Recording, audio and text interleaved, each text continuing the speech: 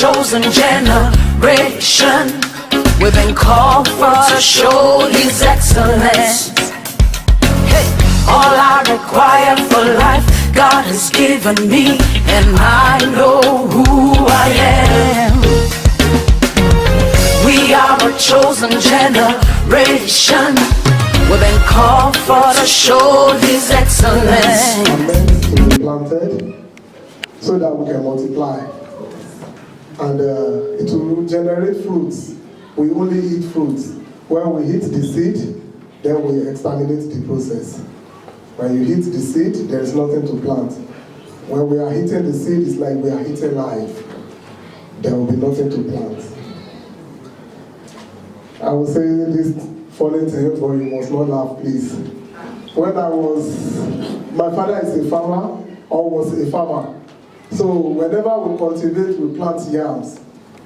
And the seed, yam seed is the part of the seed you cut and you plant it. They don't grow flowers on their own.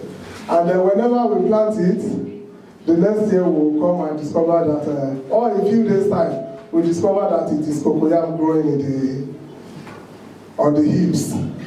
Praise the Lord. But don't laugh. Later we discover that our neighbor was the one uprooting our yam seed, replacing it with cocoyam. Hallelujah. So every time we want to, we plant, we have to go back and check all the time. Maybe our yam is still there. At times we check, and we discover, at the end of the day, the yam will not grow. Because you keep checking, you want to know what is inside. It is not cocoyam, it is yam. It was our neighbor that was uprooting our yam, replacing it with cocoyam. Hallelujah. The seed of righteousness means the fruits of God that abides in you. The truth of God. The truth of God is very genuine. It's very, very important in the life of a Christian. This is the perfection of holiness of our Lord Jesus Christ that is in us. The righteousness is the quality of being morally right. When we are talking about righteousness, we are talking about the quality of being morally right. You know the right thing, you know the wrong, but you choose to do the right. Righteousness means you are on a justifiable side. You are not on the wrong side of the coin. Hallelujah. Hallelujah. Righteousness means being upright. Every Christian needs to be upright. This is the essential character of God. The essential character of the divine being is to be upright, is to be righteous, is to be justifiable, is to be decent. Any Christian that is living a life that is not decent is not a Christian.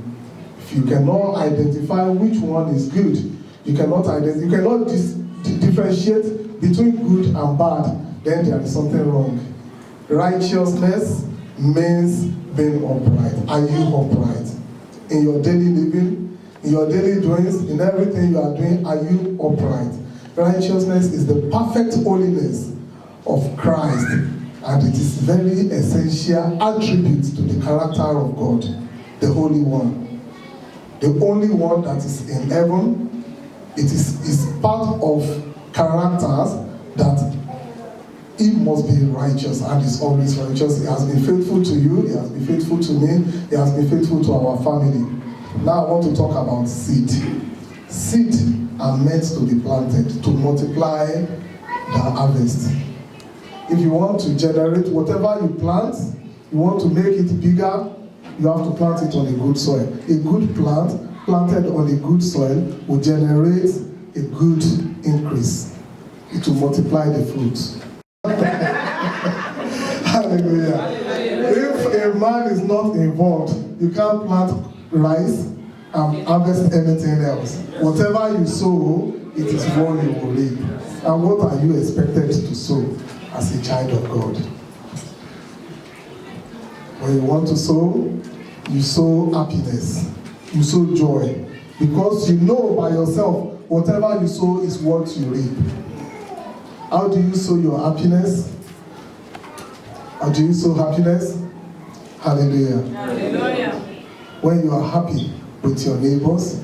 You are happy with people around you. You are happy with anything that is happening around you. You are happy to help. You are happy to hear good message of God. You are happy to read the word of God. Then you are spreading the gospel of Christ. Because some people are there, they are not happy to spread the gospel of Christ. They are not, even if you want to, if you are talking about Christ, the moment you mention, I bring the message of our Lord Jesus Christ to you, they are so hungry. But ask them, what religion are you? I am a Christian. They don't want to, they say these people have come again. These people have come again. I don't want them. The seed of righteousness. If you don't plant the seed, nothing will grow. Hallelujah. Hallelujah. I want to read from the book of Galatians chapter 6, verses 7 to 9. It says, Galatians 6, 7 to 9. Do not be deceived, God is not mocked. For whatsoever a man sows, that he shall reap. For he who sows to his flesh will by flesh reap corruption. But he who sows to the Spirit will by the Spirit reap everlasting life. Hallelujah. Hallelujah. And to finalize it, it says, and let us not grow weary while doing good, for in due season we shall reap if we do not faint. Hallelujah. There is reward for sowing any good seeds. You are planning to help someone, or you have been helping someone, or someone is in need of help from you. You don't think about any way to help the person. You find it difficult to do. You feel unwilling to do it. You are not sowing any seed. Don't ignore people in time of trouble. Help them. If they need prayer, pray for them. If they need resources, help them. If they need enlightenment, enlighten them. If they need job, help them to look for it. The Bible is telling us, whatever you sow, you don't know who is coming to help you tomorrow. It might be the same person, you get a cleaning job today, get a cleaning job for him today, might be the one that will take you to an office where you will work on the computer tomorrow. The person you ignore from taking to the place where you will do cleaning will be the person you'll be looking at like, oh my God, if this person is, he knows I need this help. He knows, but you cannot go to him. You see him in a good place. You cannot go to him, you cannot go to her. Why? Because you knew when he needed the help you can provide, you didn't do it. Hallelujah. Hallelujah. I'm still talking about the seed of righteousness. Your seed of righteousness in you is showing love to other people, especially the poor. You see people, some people, they really hate the poor. Look at his clothes as he's dirty, he's even smelling. Yes, he's smelling, truly he's smelling, but he is a human being like you. It can be anyone. Somebody can turn smelling. I pray it's not going to be our portion in Jesus' name. Amen. What about if I come into this place smelling? What will you do? Are you going to run out of this place? If you see anyone, they might be poor, they might not have anything to eat, they might not be good enough, in fact, you might think they are mad. But what are you going to help them? Are you sowing any seed into their life? You know how to bring millions to churches. You know how to send millions to pastors. You know how to send money to prophets. Pastor, I am blessing you. I am sowing this seed in your life. Why can't you sow the seed in a poor man who is in need of that money at that time? Who is in need of food at that time? Who is in need of a clothes at that time? Hallelujah. Hallelujah. There was a particular year, during my year of service, NYSC year, there were these people walking around us. They wear very dirty clothes. I always think that is the nature, because of the nature of their work, they are wearing those clothes. Then one day, I thought within myself, let me give this man some of my clothes. And I discovered from that day I gave him the clothes. He started wearing all those clothes. He was not wearing anything else again. I was thinking within myself, like, this man could not afford to buy clothes. That is exactly what happened. He could not afford to buy one. And all the clothes were becoming rags. And he kept wearing them. Even if it is still here at the back, he will wear it like that. The shoes were worn out. He kept on wearing it. But when I gave him the little ones I can give, I discovered that those are the ones the man kept wearing every day, which means he couldn't afford to buy one. Have you seen people like that? You pack all the used clothes in your house, you choke them in the bin. But you remember there is someone somewhere who could not afford to buy one. This one is too tight. Though it is new, it is too tight. And I don't need it to put it in the bin and you throw it in the skip. There's someone somewhere who needs it. Sowing the good seed of righteousness. What are you putting into people's life? Hallelujah. Hallelujah. Some people know how to go about saying all sorts of things. What messages are you preaching?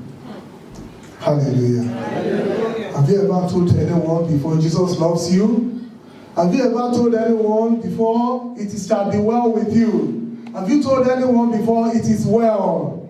Hallelujah. Hallelujah. Your message, is it a message of righteousness? What are you telling people? Are you telling someone who is suicidal, it is near time you go? Is that what you are telling them?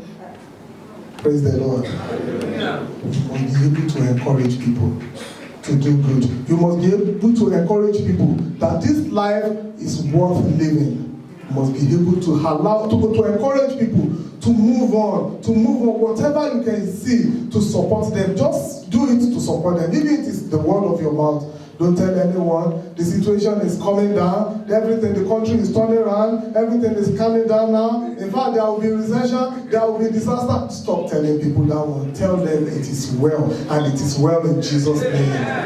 So you are telling anyone that it is well with them, it is well with you too in Jesus' name. Hallelujah. Hallelujah.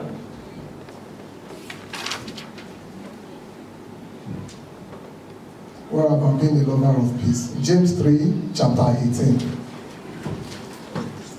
James 3, chapter 18. We remember the passage in the Bible that says, follow peace with all men, holiness without which no man shall see the Lord. Some of us, some people, some Christians, they are not lovers of peace. And the fruit of righteousness is sown in peace of them that make peace. Hallelujah. Peace is appearing in two places here. It's sown in them. You plant the peace in them that make peace. Are you a peacemaker? Whenever anyone tells you, we are having trouble in our house, you tell them, don't allow that man to cheat you. That's how men do in this country. Is that the way you are doing it? See, those women, that is, when they want to kick you out, that's where they start. They will kick you out and you'll be alone. And they will tell you a story about a man that his wife kicks out and his life got messed up. And from that moment, then you too, you start acting the film. You are acting the film. You already see yourself out of the house. You already see yourself being jobless. You already see yourself as a person that deducting money from his account when he did not approve it. You already see yourself as a person who has already decided to resign from the job so that they will not take money from his account, and gradually, and you see yourself in that position and you are sitting and nothing will be working out again because someone has told you that. They are not making peace. Are you one of them? What are you telling people? You are telling them, oh, that man is going to make it hot. Then actions and reactions are equal and opposite. So when he brings it, give him your own too. When he throws it up, you too, you throw your own up. And there will be crisis in their house. Everything will be upside down and they will be watching because that is what they want to see. Yes, their television. You now become their television. You become the television for the world. And as a result of that, you won't be able to control yourself. Then you become a talkative. The wife will be talking here, the husband will be talking here, the children will be talking there. And they will say, the children will be saying, in our house, see my daddy and my mommy. They argue a lot. They talk, they shout. And the wife will say, in fact, that guy, he didn't know I've just started. And the husband will say, hey, I've just begun with him. They don't love peace. Please. The righteousness of God begins with peace. When there is no peace, in fact, you can have all the fruits. You may know how to preach, you may know how to sing, you may know how to pray, you can even perform miracles. But when there is no peace in your heart, when you don't make peace with people, when are you going to use it? If people have even identified you with that, that is your own personal attribute. Businessman. They know. Even when they want to, they will say, okay, look at that man, look at him. But when I say this, you see what he will do. The moment they touch you like this, you scream. If I catch you, if I touch you, then you begin to do all unexpected things. And when they now come to you, you are a child of God. In fact, if not because he touched me, I would not have done that. What about if he did not touch you? What you have planted in yourself, it is what is going out. Let us take time to identify peace, to look for peace, and to live a peaceful life. Hallelujah. Hallelujah. What about love for God? You have to love God. For the fruit of righteousness, I'm telling you, everyone has gotten this fruit of righteousness in them. You have it in you, but if you do not love God, it can't work. Because God is the origin of fruit of righteousness. Hallelujah. Hallelujah. If you don't love God, how do you show that you love God? You worship Him. You identify with Him. You come to church, listen to the Word of God. You come to Bible study, listen to the Word of God. You come to prayer meeting, you pray to God. You identify with God. Your love with God will make the seed of righteousness in you to grow up to the maximum, to the fullness. Hallelujah. Hallelujah. If you don't love God, if you want to stay at home, you think the fruit of righteousness in you is going to expand. Forget about it. The things of this world will come around and choke it in you. Then you discover that you that have been so helpful before, you that have been thinking good before, you will now start thinking otherwise. Your love for God. What about being happy with anything you have? Be happy, be satisfied with the little you have. Stop running up and down. Stop thinking like, see, somebody's bought a new car. I want to buy my own. What about the little one you have? In fact, the leg you are having is even better than some people's car. Because what is in that car that somebody is driving, you don't know it. Your leg will take you to a good place, but the car might not take them to a good place. Yes, the car might not take somebody to a good place. You can't take your car into the office. You can only leave it outside, but your leg will take you to a good place. Amen.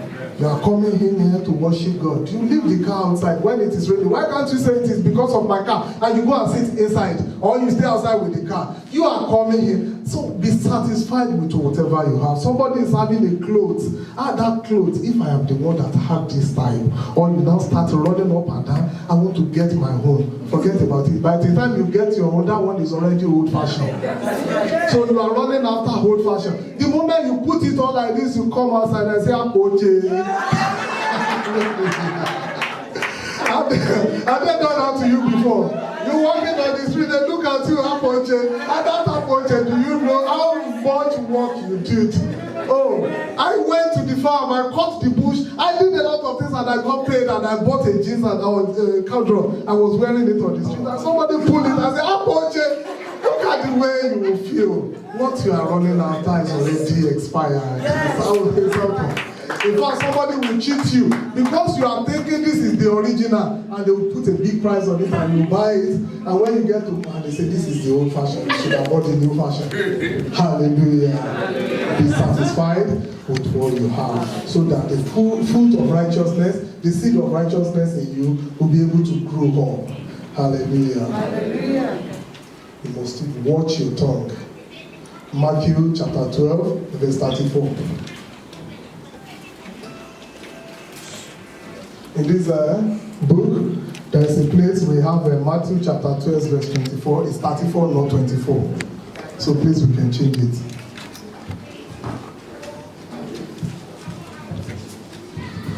O generation of vipers, how can you, being evil, speak good things?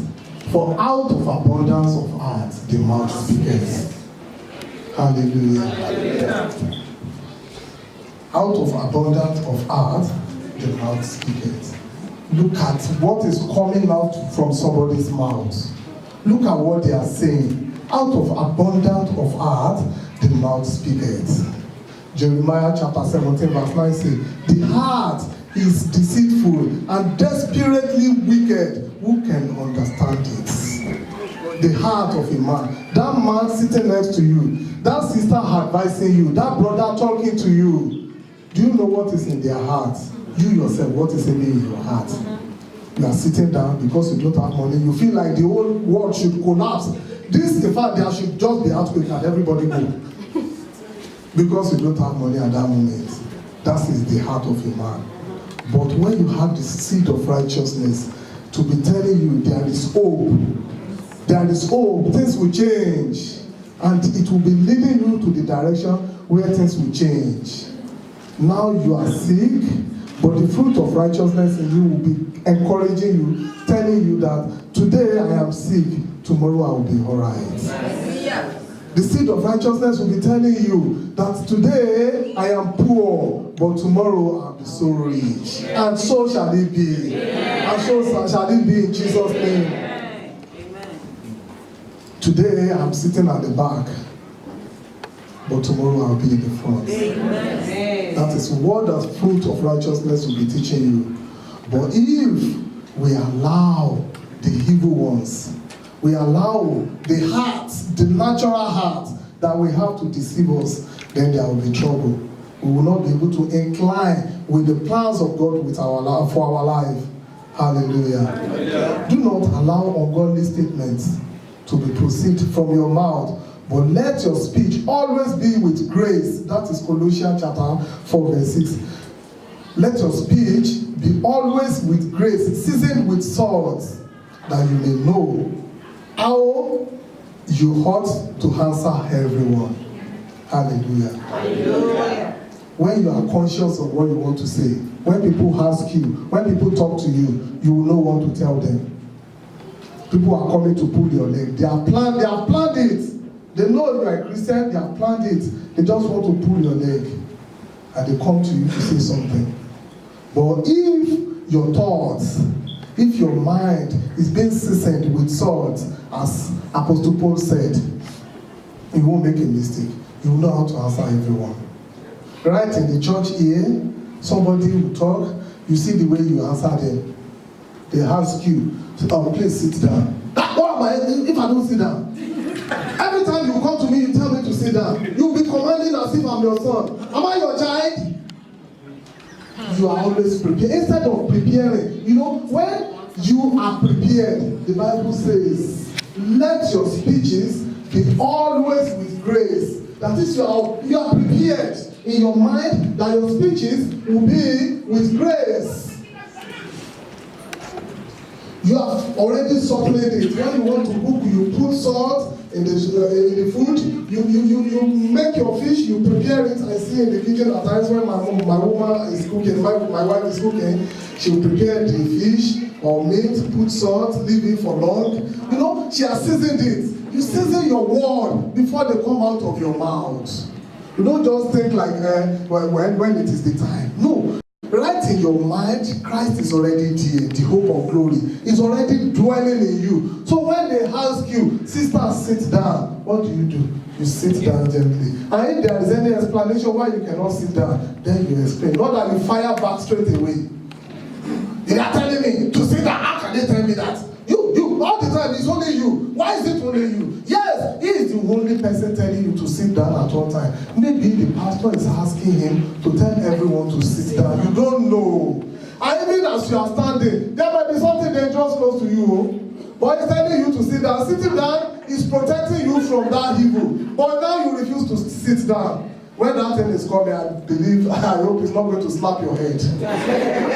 Yeah, do you know there are some circumstances like that? I work in an environment where safety is very important. So in fact, safety is the first thing. And at times, they tell you, shift. Do you know if you don't shift within 2 seconds? My sister, you did CSCS. You know about safety. At times, when they tell you to move, within 2 seconds, if you don't move, anything can happen. Somebody's leg got crushed by a tractor. A lady, she was standing behind the tractor and the tractor was coming back, and maybe someone was like, move, and the one that was driving did not look in the mirror, just ran over her. So at times when they tell you anything, don't do. simple obedience, what does it take you? So when someone says, sit down, the Spirit of the Lord might say everybody must sit down, and you want to do a giddy, and you stand up, I hope you will not get a slap. Hallelujah. Hallelujah. Do not wait for anyone to come and tell you evils. And some people, like I said the last time, the only message they have is negative. The only message they have is to fire it up. The only message they have is the negative. In fact, they will build it in you. They are doing it. They don't, even some of them, they don't do it consciously, but because it is part of their life, they will tell you, and by the time they finish telling you, then you'll be acting it out. A sister, a preacher said, a woman will visit her, and whenever this woman talked to her, when they finish talking, and the woman just go out, she will discover that the Spirit of God have departed from her. Because this woman would sit down and tell her, this person is not good, he hurt me. This one is not good, he did this to me, that one is not good. And she would listen and hear everything. And this is a woman of God who preaches every day, preaches on the radio. But the moment this lady leave, the Holy Spirit will not just move away, because the Holy Spirit was not part of their discussion. The woman said, immediately she leaves, I will feel empty, and I will not be able to do anything again. And those the people you are encouraging, that are encouraging you, they are coming to you, and you are smiling to them, you are laughing with them, you are allowing them to sit next to you. You can't just run away from them. Praise the Lord. Hallelujah. You must disconnect yourself from the sources of evil seeds. And what are these evil seeds? Let's talk about the evil seeds. The seeds that are different from the seeds of righteousness. Ephesians chapter 4, verse 31 to 32.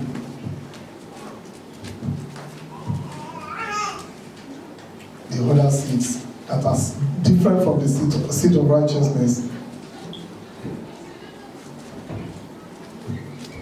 Let all bitterness, wrath, anger, clamor, and evil speaking be put away from you. The Bible did not say you allow them to stay with you. People who bring anger, who bring bitterness, what do? Let them be put away from you. They bring anger, wrath, they bring bitterness, they bring clamor, evil speaking, but put them away from you. All malice, with all malice, and be kind to one another, tender-hearted, forgiving one another as God for Christ's sake. Hallelujah. Even as God for Christ's sake, you forgive people for the sake of God. For Christ's sake, forgive people. You hold them in your heart. Really, it is all of us, like Pastor said the last time, you have to forgive. If you don't forgive, this bitterness and wrath and anger will trigger your blood pressure. Hallelujah. At times when I'm angry, I feel like I should stop myself. Has it happened to you before? Until I just remember Christ, like, oh, this thing is killing me. Bitterness, wrath, and anger. Oh my God. You remember what someone did. You remember what someone said. You feel like you should kill yourself. You feel like jumping out and go and attack them. Then let me tell you something. This will trigger your blood pressure. You go to the hospital, they will tell you your blood pressure is high, it's rising. Because what? You refuse to forgive someone. You refuse to forgive someone. They will call the doctor as a person. Yeah, the doctor doesn't know anything. They will be giving you medicine, they will be testing you, they will be checking, but you don't know what is responsible. What? Because you refuse to forgive somebody. Forgive someone. It is difficult to do, to forgive someone. And to make it worse. And that forgiveness you don't want to forgive. Somebody will now come behind and help you to trigger it, to infuriate you, to put fuel in the fire.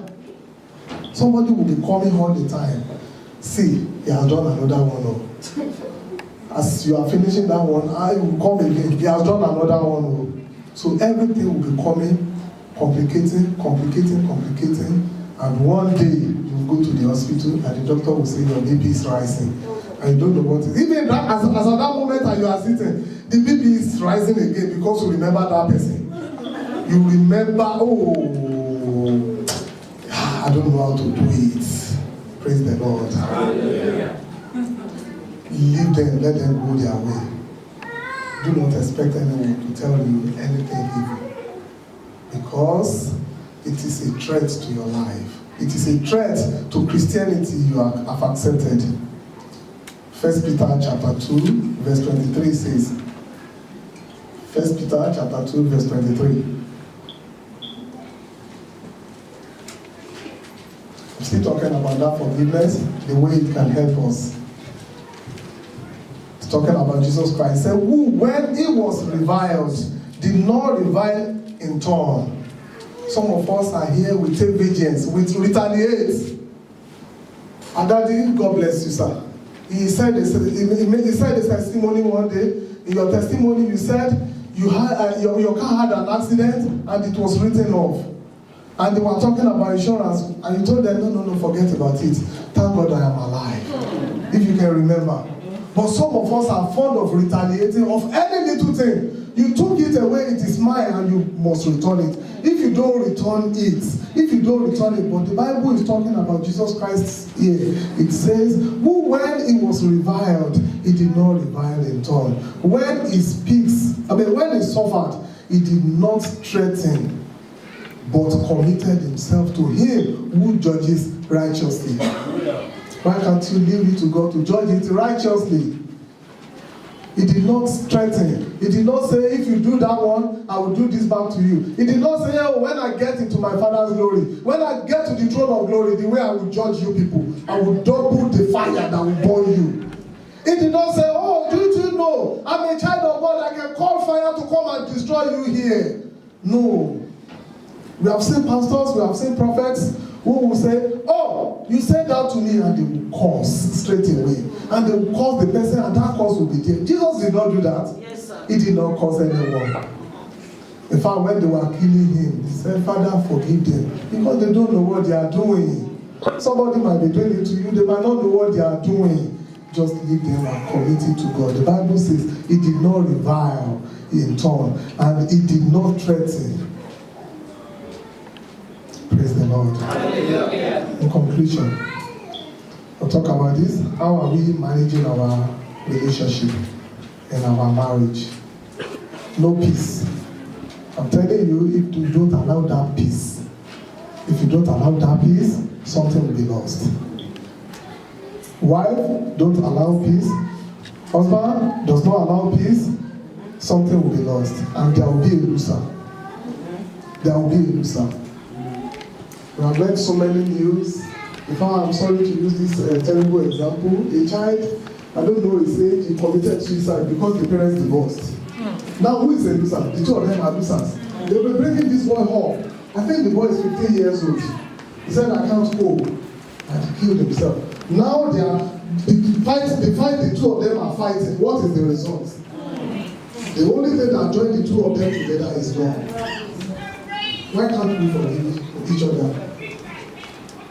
How are we managing our relationship if it is hot? Why can't we do something to turn it down, to let there be peace? Yoruba people will say, it is the sea is floating in a high current, and you want to drive your canoe, you want to paddle your canoe the same way. If you go on the same current, the person might perish. But if it is raging, if it is moving fast, and you slow down, by the time the storm is over, then the journey will continue smoothly. They are driving on the road, you see this one is overtaking this way, that one is overtaking that way, you can't slow down. If you go on the same speed with them, somebody will be a loser. And I pray it won't be you. Amen. Amen. What about the children?